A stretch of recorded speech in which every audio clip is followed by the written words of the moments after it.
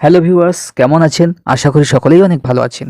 তো বন্ধুরা, অনেকদিন পর আবারও একটি নতুন ভিডিও নিয়ে আপনাদের সামনে হাজির হয়েছি। তো এই ভিডিওটি কাদের জন্য? সবার প্রথমে বলে রাখি, এই ভিডিওটি যাদের মুখের মধ্যে ডার্ক সার্কেল বা কালো দাগ, পিগমেন্টেশন বা কালো ছোপ, বিভিন্ন রকমের কালো দাগ ও রৌদ্রে পুড়ে যাওয়ার যে এ সমস্ত কালো ছোপগুলি মুখের মধ্যে হয়ে থাকে, এই ভিডিওটি কিন্তু তাদের জন্য। তো বন্ধুরা, মুখের কালো দাগ বা কালো ছোপ ভালো করতে গেলে এই ভিডিওটি আপনাকে অবশ্যই দেখতে হবে। তাই বলে রাখছি, ভিডিওটি স্কিপ না করে পুরোটা দেখবেন। তো চলুন ভিডিওটি শুরু করা যাক। তো দর্শক, আপনারা দেখতে পাচ্ছেন গোমেলা। এটা গোমেলা 15 গ্রামের একটি ক্রিম, যেটা কিনা জেন ল্যাবস এথিকা লিমিটেডের পক্ষ থেকে বানানো হয়ে থাকে এবং এমআরপি বা দামটা দেখতে পাচ্ছেন, এর মূল্যটা 135 টাকা মাত্র। 12/23 এটা এক্সপায়ারি, 1/2022 এটা তৈরি হয়েছে। তো বন্ধুরা, এর যে কম্পোজিশন বা কী কী দিয়ে তৈরি ওষুধটি বড় বড় অক্ষরে এখানে লেখা আছে: hydroquinone, tretinoin and mometasone furoate cream. তো হাইড্রোকুইনিয়ন কী কী কাজে বা কোন রোগে ব্যবহার করা হয় সেটা একটু বলে রাখি।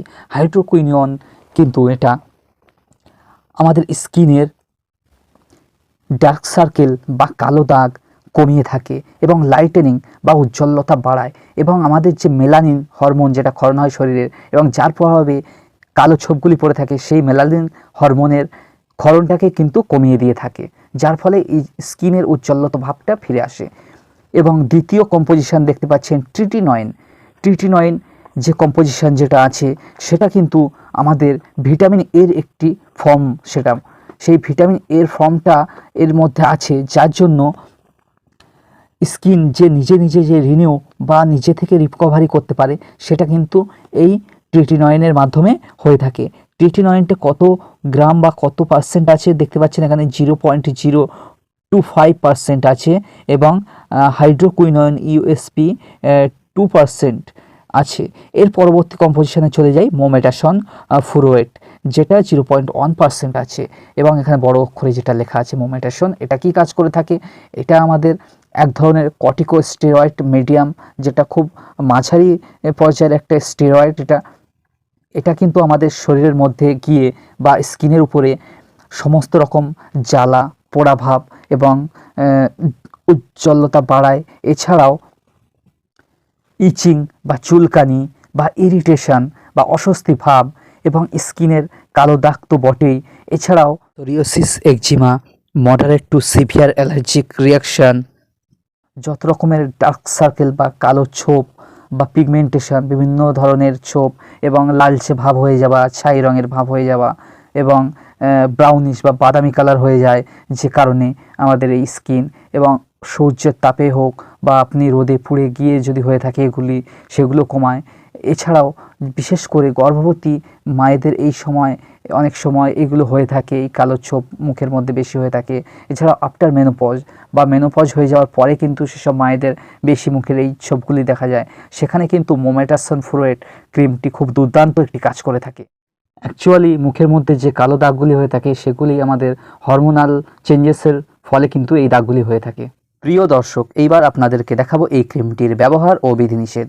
প্রথমে আপনারা আপনাদের হাতকে সাবান দিয়ে সুন্দরভাবে ক্লিন করে ধুয়ে নিন, এবং মুখের যে স্থানে আপনার এই কালো দাগ বা মেচেদা বা মেলাজমা টাইপের কোনো রকম হয়ে আছে, সেখানে আপনারা খুব পরিষ্কারভাবে পরিচ্ছন্নভাবে শুকনো কাপড় বা গামছা দিয়ে মুছে এবং শুকনো ভাব এনে তারপরে এই মলমটি দিনে 2বার করে দুপুরে ও রাত্রে ব্যবহার করুন। এবং বাচ্চারা ও গর্ভবতী মায়েরা কিন্তু এই ক্রিমটি ব্যবহার করবেন না, এই ক্রিম থেকে এড়িয়ে চলবেন। তো দর্শক, এইবার চলুন দেখে নেওয়া যাক এই মলমটির সাইড এফেক্ট বা পার্শ্ব প্রতিক্রিয়া কী কী হতে পারে। এই মলমটি ব্যবহার করলে বা এই ক্রিমটি লাগালে আপনার যদি সিভিয়ার অ্যালার্জিক রিয়াকশান বা প্রচণ্ড চুলকানি ভাব ও উদ্ভেদ বা ঘামাচির মতো র্যাশ বার হয়, এছাড়াও যদি আপনার বার্নিং সেন্সেশন বা জ্বালা জ্বালা হয়, এছাড়াও চুলকানি ও লালচে ভাব যদি হয়ে যায়, সেক্ষেত্রে কিন্তু আপনারা এই ক্রিমটি ব্যবহার করবেন না, এবং যত দ্রুত সম্ভব ডাক্তারের পরামর্শ নিয়ে তবেই পুনরায় ব্যবহার করবেন। এবং এই মলমটির ডোজ টা একটু বলে রাখি, আপনারা যদি এই মলমটি সঠিক নিয়মে, সঠিক মাত্রায় এবং সঠিক প্রপার ডোজে যদি ব্যবহার করেন, এবং যদি আপনারা কোনো সময় ভুলে যান, এর মিস ডোজ হয়ে যায়, তো যত দ্রুত সম্ভব আবার সঠিক ডোজ বা মাত্রায় আপনারা ব্যবহার করবেন সবথেকে ভালো কার্যকারী রেজাল্ট পেতে। এছাড়াও যদি কোনো রকমে খারাপ আপনাদের অ্যালার্জিক বা এই যে সমস্ত সাইড এফেক্টগুলি বললাম, এগুলি যদি দেখা দেয়, তাহলে আপনারা দ্রুত মলমটি ব্যবহার বন্ধ করে দিন এবং ডাক্তারের পরামর্শ নিন।